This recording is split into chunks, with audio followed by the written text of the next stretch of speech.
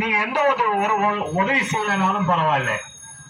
ஆனா உதவி செய்யணும்னு நினைச்சீங்கன்னா நாங்க துக்கப்படாத ஒரு உதவி எங்களுக்கு செய்யுங்க. நீங்க நினைக்கிற மாதிரியா எங்க வாழ்க்கை இல்லை. நாங்க 10 பேருக்கு சாப்பாடு போடுற ஒரு வாழ்க்கையை நாங்க வாழ்ந்துன்னு இருக்கிறோம். இன்னைக்கு காலையில இந்த சுனாமி வந்ததுனால எங்க வீடெல்லாம் இடிஞ்சி இப்படி இந்த இடத்துல நின்று இருக்கிறோம். அதனால நீங்க உதவி செய்யணும்னு நினைச்சீங்கன்னா நல்ல ஒரு ஆகாரம் கொடுங்க, வாங்கி சாப்பிட்டுக்கிறோம்.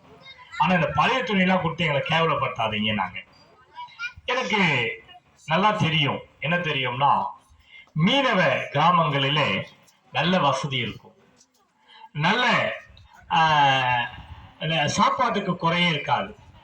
எந்த ராத்திரி 10 பேர் வந்தா கூட நல்லா சாப்பாடு கொடுக்கிற அளவுக்கு அவங்க குடும்பங்கள் செழித்து இருக்கும்.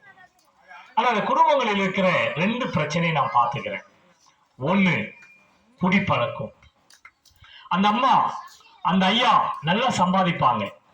ஆனா பாத்தீங்கன்னா அந்த பணத்தினுடைய பாதி காசு எங்க போகும்னா சாராய கடை. அந்த சாராய கடை மட்டும் ஒண்ணு இல்லைன்னு வச்சுங்களேன், இந்த குடும்பங்கள்லாம் இன்னைக்கு செழிச்சு நிம்மதியா ஆசீர்வாதமா இருக்கும். அப்போ இந்த குடிப்பழக்கத்திலிருந்து யார் மாத்துவான் அப்படின்னு ஒரு கேள்வி கேட்டா ஒருவரால மாற்ற முடியாது. எத்தனையோ பேர்கிட்ட நான் பேசியிருக்கிறேன்.